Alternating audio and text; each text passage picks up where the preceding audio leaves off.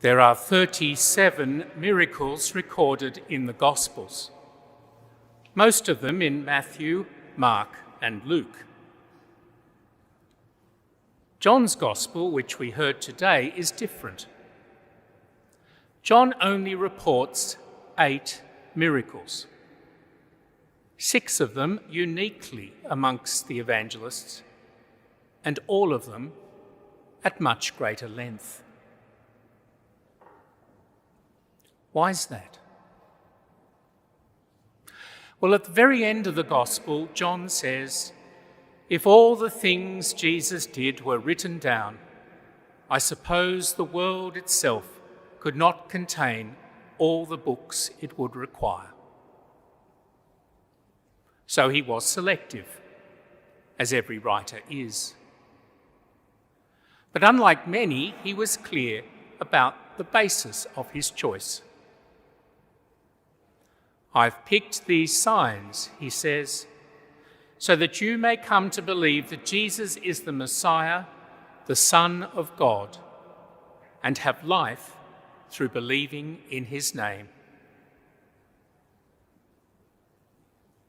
Sure enough, there's a pattern to the miracle stories John chose for us.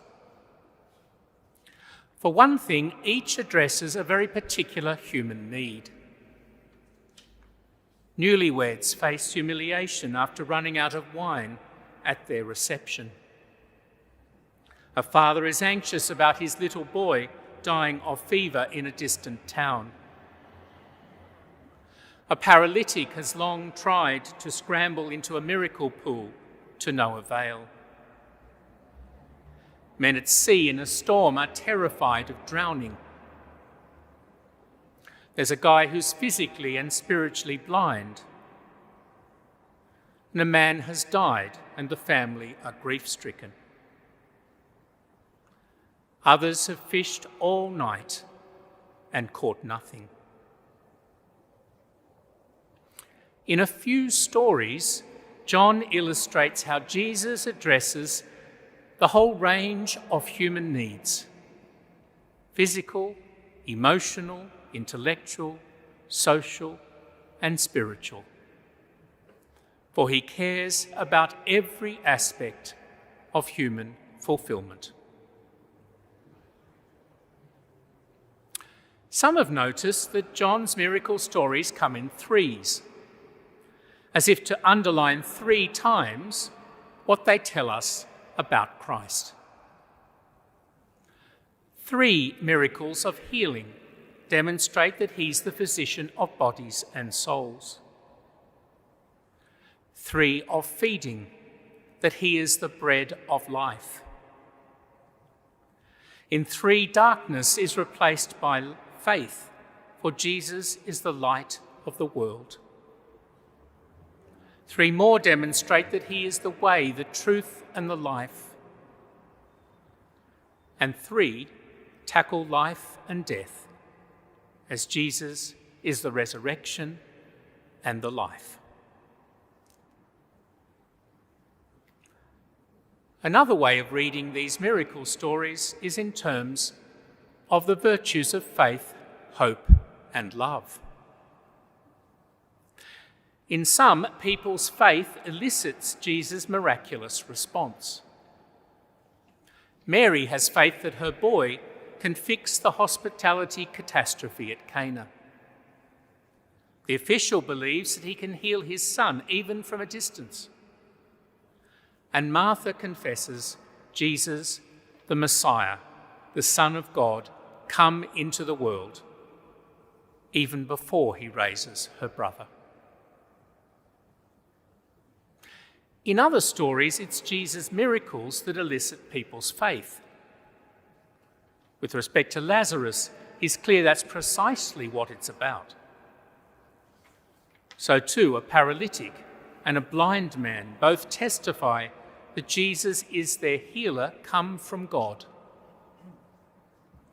A haul of fish leads the men to exclaim, "It is the Lord." And when he heals the official's boy, John records, "The man himself believed along with all his household.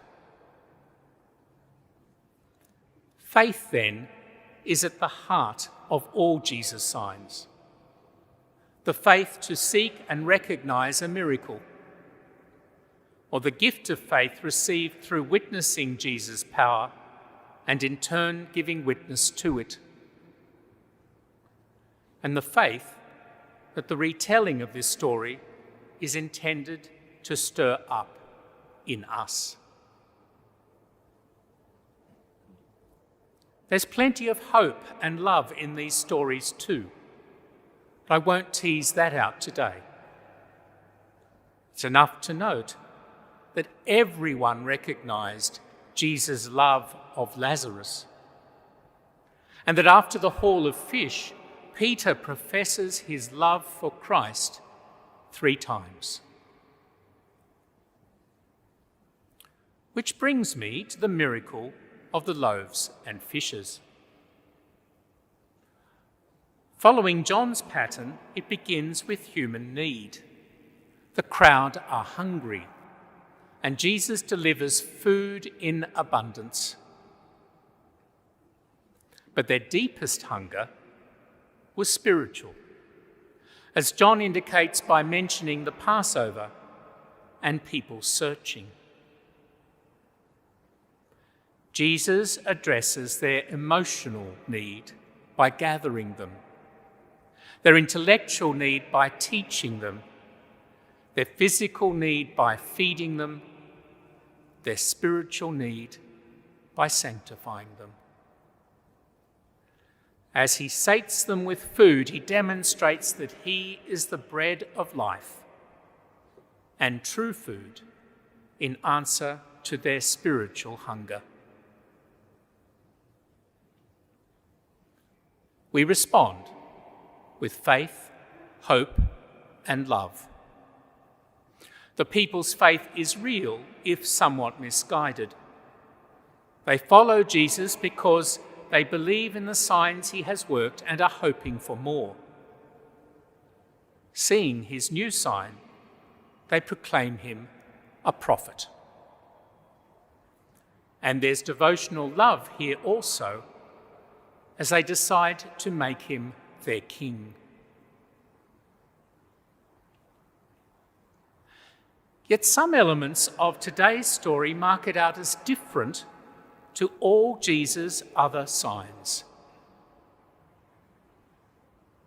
For one thing, it's bigger. Most of the other miracle stories are rather intimate encounters between Jesus and a single person, a family, or his friends.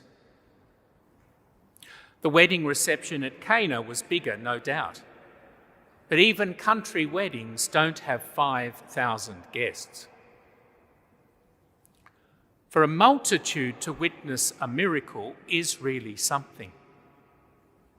It made such an impression that uniquely of all Jesus' miracles, it's recorded in all the Gospels. Clearly, we should sit up and pay attention. Another unique aspect of this story is that Jesus worked it with the active participation of the apostles. While Jesus took the bread, blessed and thanked, and even helped distribute, he directed the apostles reverently to gather up the fragments into 12 baskets. And so just as the miracle of the loaves introduces Jesus' discourse on the Eucharist, so his associating the 12 with this miracle introduces them as its future priests. If all Christians are called to share in Jesus' ministry, some are ordained to particular service of the bread of life.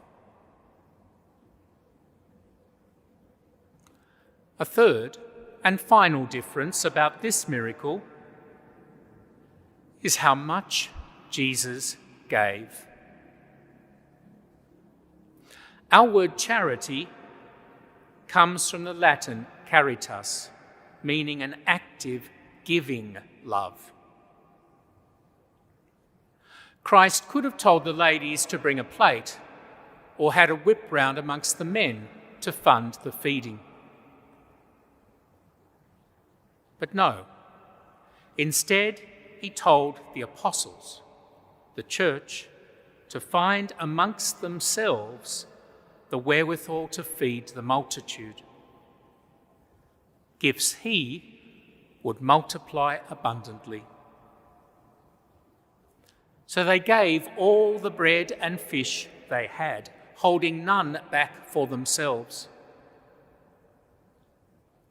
Jesus too gives himself totally. He is the bread from heaven, his flesh given for the life of the world. To work his wonders in us, Jesus gives us himself, not just figuratively, but really, totally, and always.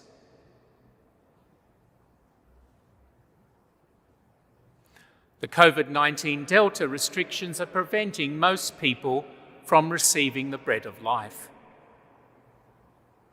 Fortunately, priests can still bring the sacraments to the sick, and people can join the Mass through live streaming, and at least make a spiritual communion. Throughout this time of lockdown, we must, in Paul's words today, bear with one another charitably, in complete selflessness, gentleness, and patience. But we hunger for that day when we can gather as a multitude once more. Hunger for that day when we can sit and hear our Eucharistic Lord. Hunger for that day when we can be fed by him, the bread of life.